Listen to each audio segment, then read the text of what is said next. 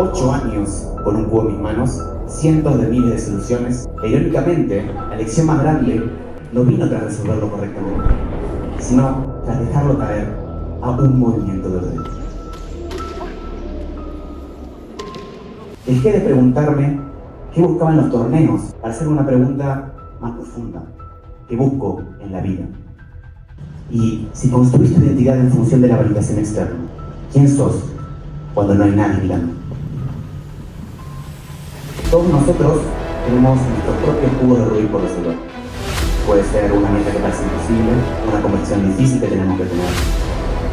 Y al igual que con el cubo, lo más difícil no es armarlo, sino tomar el coraje para dar ese primer movimiento.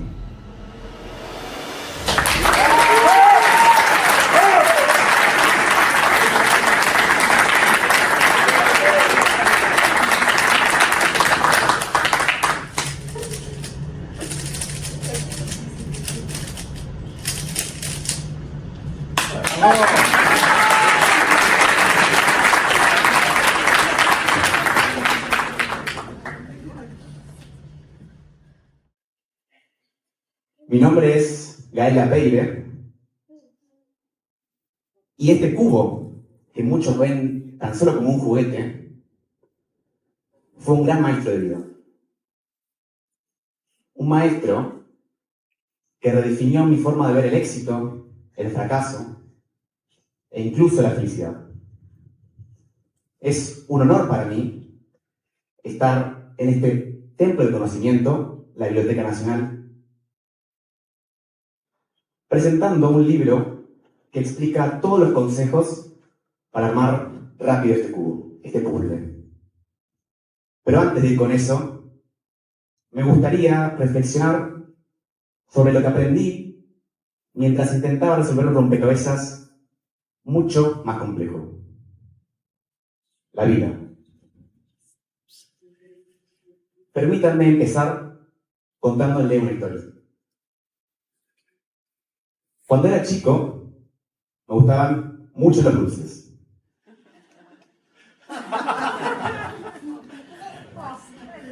Me gustaban bastante los dulces.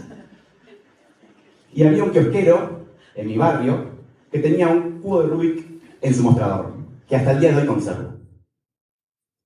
Le pedí a mi mamá que lo compre y al día siguiente, como era de costumbre, me dieron ganas de un paquete de chicles. Y en vez de pedirle a mi mamá nuevamente que los compre, se me ocurrió algo mucho mejor. Le ofrecí una propuesta al kiosquero. Si yo lograba armar el cubo, él me debía de dar ese paquete de chicles. Lo que el kiosquero no sabía es que había diseñado una artimaña meticulosamente calculada. Había diseñado una mezcla de unos 5 movimientos que al menos desde mi perspectiva parecía lo suficientemente desarmada. La memoricé, movimiento por movimiento, y con toda la seriedad que un niño puede fingir, la llevé a todo el lugar. El resultado fue espectacular. Me gané el paquete de chicles y resolví el cubo de Rubik. Probablemente no haya engañado a nadie excepto a mí mismo, pero el paquete de chicles terminó siendo mío, y eso es lo que importa. ¿Qué edad tenías? 5 años más o menos. Muy chiquito. Pero años más tarde, ya con 10 años, en 2017, armé el cubo por primera vez. Esta vez de verdad, ¿no? Y sin saberlo, estaba a punto de experimentar el efecto mariposa más grande de toda mi vida. Sin ese suceso, no sé dónde estaría hoy. Pero segurísimo que presentando un libro en la Biblioteca Nacional de Speed Cubing, no. Y lo que empezó como un pequeño reto para ver los colores armados en la estantería, se transformó en una chispa competitiva y pasional muy, pero muy difícil de apagar. El Speed Cubing. En esta travesía hubo momentos de euforia, como la primera vez que armé el cubo en 5 segundos, algunos de mis récords, o ese épico momento en el Sudamericano de Brasil, donde en la competencia por países, un fallo en el timer rival nos dio la Copa de las Naciones. Un recuerdo épico que en la comunidad recordamos como el timer de Dios. Pero también hubo frustración. Como aquella vez que estaba a punto de hacer el primer tiempo de 4 segundos en todo el continente y a un solo movimiento de finalizar, se me cayó el cubo. De todas formas, me quedé a 8 centésimas de un récord sudamericano 3x3. 8 centésimas. Un sueño, un récord, que jamás pude alcanzar posteriormente. Momentos así te fuerzan a reflexionar, te marcan, te enseñan. 8 años con un cubo en mis manos, cientos de miles de soluciones, docenas de torneos. E irónicamente, la lección más grande no vino tras resolverlo correctamente, sino tras dejarlo caer a un movimiento del récord. Como dice Nietzsche, lo que no te mata te hace más fuerte. Y a través de todas estas lecciones, no solo mejoré como cubero, mejoré como persona. Y más allá del cubo, es mi forma de compartir esas lecciones. Útiles tanto para speedcubers como para gente ajena al mundo cubero. A ver, pongamos un ejemplo. Que levante la mano, quien de ustedes a punto de finalizar un año no se puso una meta para el próximo. Pueden bajar la mano. Y ahora, que levante la mano el que logró cumplir todas esas metas.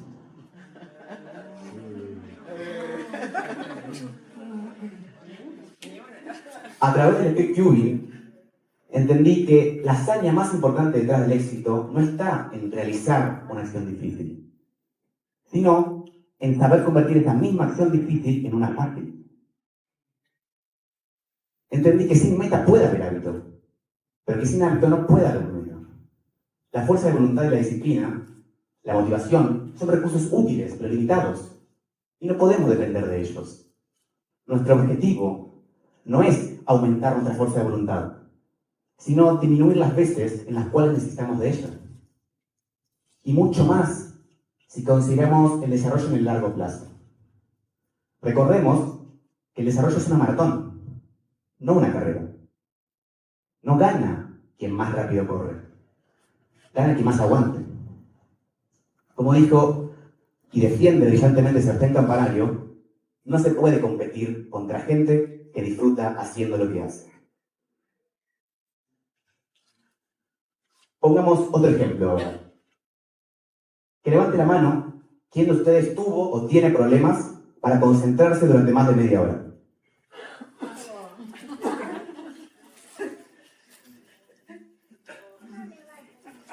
El celular pasó de ser una herramienta que usamos a ser el amo que nos usa.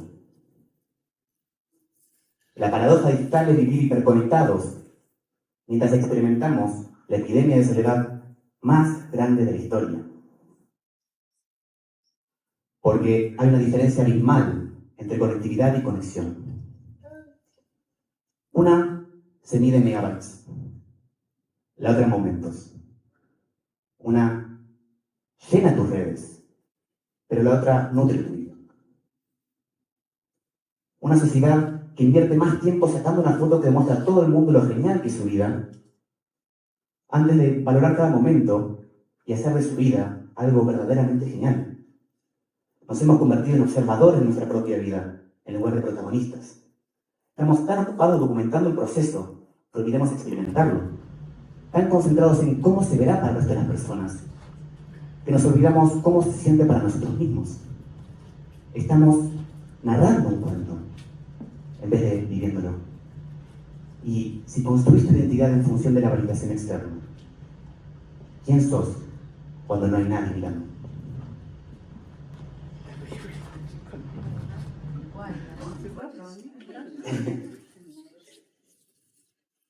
Hay numerosos estudios que demuestran los aterradores perjuicios de las redes sociales, como este, extraído del libro La generación ansiosa del psicólogo Jonathan Haidt, que muestra cómo todas las enfermedades mentales, tales como la ansiedad o la depresión, aumentaron increíblemente desde la llegada de las redes sociales. Pero honestamente, no creo que sea necesario ver en un estudio estas consideraciones. Basta con ver en nuestro círculo cercano, o incluso en nosotros mismos. En los últimos años utilicé decenas de métodos, expuestas con más detalles en el libro, para combatir esa adicción al celular. Pero encuentro que una de las estrategias más útiles es lo que se denomina deep work. Adoptar sesiones de trabajo extensas, ininterrumpidas y cognitivamente exigentes. Elegir una tarea, apartar de todas las distracciones y trabajar en ella sin desconcentrarte, sin hacer nada más que eso. Sin embargo, no todo es la productividad. En la vida, como en el Big Theory, estamos constantemente compitiendo. Compitiendo contra otros, compitiendo contra el tiempo, pero sobre todo, compitiendo con nosotros mismos. Y la gran pregunta es, ¿para qué? Durante años, yo competía por récords, por medallas, por resultados. Y cuando no los conseguía me frustraba. E incluso he llegado a llorar en más de una ocasión. Me preguntaba, ¿de qué me sirven todos estos récords si no soy feliz mientras los busco? Dejé de preguntarme qué buscaba en los torneos para hacer una pregunta más profunda. ¿Qué busco en la vida? El resultado fue el eudemonismo, una filosofía aristotélica que considera la felicidad como el fin último, como norte de la vida y brújula de cada acción. Y siento que la felicidad no depende de lo que nos sucede. Depende de cómo interpretamos lo que nos sucede. Y nuestra interpretación depende de nosotros. La felicidad no es tener lo que deseas, es desear lo que tenés. Sócrates lo decía hace más de 2000 años. El secreto de la felicidad no se encuentra en la búsqueda de más, sino en el desarrollo de la capacidad para disfrutar de menos. No esperes a tener motivos para ser feliz. Sé feliz y los motivos aparecerán solos. La felicidad nunca vive en los objetivos, vive en el espacio entre ellos. Cada meta alcanzada es tan solo una pausa antes de la próxima. Cada lo logré se transforma en un nuevo ¿y ahora qué? Buscar la felicidad en los objetivos es como intentar atrapar a tu propia sombra. Mientras más rápido corres hacia ella, más rápido se escapa. Es una carrera con inicio pero sin final. La carrera nunca termina, porque en realidad cada punto de inicio es un nuevo punto de llegada. La carrera se gana en el entendimiento de que nunca hubo una meta que alcanzar. Y eso no significa que se gana cuando dejas de correr. Se gana cuando dejas de correr para llegar a alguna parte. Se gana cuando dejas de preguntarte cuándo va a terminar y empiezas a preguntarte cómo querés seguir corriendo.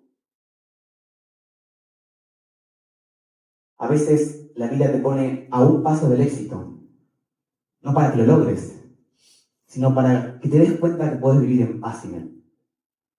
Como la vez que me quedé a un solo movimiento de hacer un récord sudamericano. En ese momento sentí mucha frustración, fue un fracaso. Y durante muchos meses reviví en mi cabeza esa solución. ¿Qué hubiera pasado?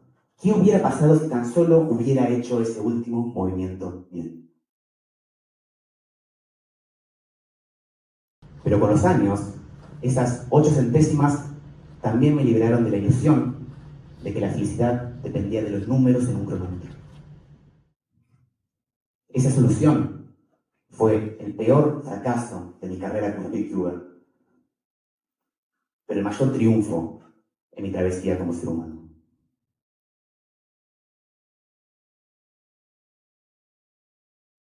Sin embargo, aplicar esta filosofía no es tan fácil como defenderla. Meses enteros de práctica se ven reflejados en unos pocos segundos. Y eso es mucha presión. ¿Cómo controlamos nuestras emociones? El problema surge cuando intentamos modificar nuestros sentimientos o nuestros pensamientos, porque estamos intentando solucionar el problema que generan nuestros pensamientos con más pensamientos. Para que entiendan a lo que me refiero, háganse una pregunta. ¿Qué es lo próximo que van a pensar?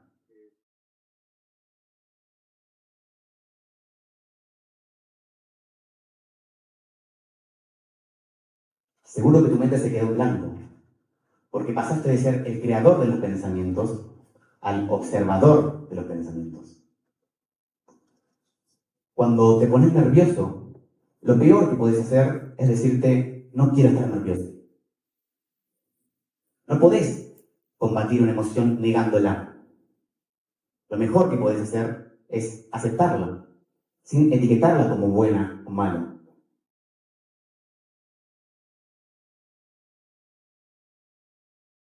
Encontrarás todo, únicamente cuando no estés buscando nada.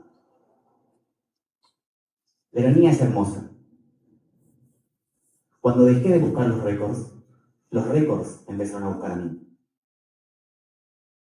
Siendo una persona ultra competitiva, descubrí que la felicidad es el único juego donde ganás cuando dejas de competir. Sin embargo, falta la parte más difícil de todas. Vas a fallar. Vas a fallar más de lo que quisieras, más de lo que esperás, y posiblemente de forma que ni siquiera te puedes imaginar ahora. Antes de actuar, es imposible saber si vamos a fracasar o triunfar. Sin embargo, la acción es el único camino hacia la mejora.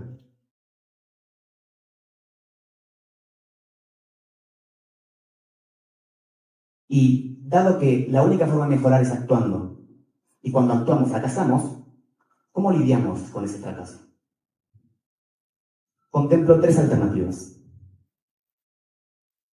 La primera de ellas es disminuir la exposición al fracaso, empezando de a poco, sin tomar tantos riesgos. La segunda es aumentando nuestra tolerancia al fracaso.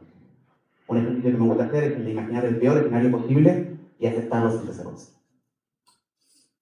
Y la tercera, la que considero más poderosa, es redefiniendo lo que consideramos como fracaso. En mi caso particular, un fracaso no sería ser una mala solución, sino que esa mala solución me afecte. El fracaso es algo a evitar siempre que sea posible, pero algo a aceptar siempre que sea necesario. Y en esa aceptación encontrar libertad. Libertad para mejorar, para intentarlo de nuevo. Y quién sabe, esa sea la victoria más importante de todos. Me gustaría finalizar esta primera parte con una reflexión. Pensá un problema que tengas en tu vida.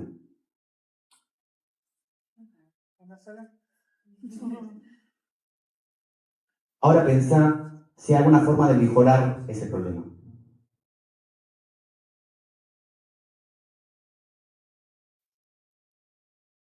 Si no la hay, pensá si hay alguna forma de mejorar la manera en la que ves y lidias con ese problema. El mejor regalo que me dio el speedcubing es la habilidad de practicar la práctica. El entendimiento de que todo en la vida se puede mejorar, todo en la vida se puede practicar. La paciencia es práctica, la tolerancia a la frustración es práctica, y en mi opinión, la felicidad también es práctica. Y yo no practico 8 años el speedtubing para armar un cubo rápido. Lo hago para convertirme en la persona que es capaz de armar un cubo rápido. Todos nosotros tenemos nuestros propios cubos de Rubik por resolver. Puede ser una meta que parece imposible, una conversación difícil que tenemos que tener, o un objetivo. Y la analogía con el cubo es perfecta. No hace falta saber todos los movimientos de una vez para llegar al estado resuelto. Cada mezcla es una promesa. Cada giro es una decisión. Y cada solución es tan solo una muestra de que lo imposible era cuestión de práctica. Cada cubo nos enseña que el estado resuelto está a 20 movimientos o menos de la solución. Y con nuestra vida sucede lo mismo. Sin importar cuán difícil parezca, estamos mucho más cerca del lugar donde queremos estar que de lo que imaginamos. Y al igual que con el cubo, lo más difícil no es armarlo, sino tomar el coraje para dar ese primer movimiento. Gracias.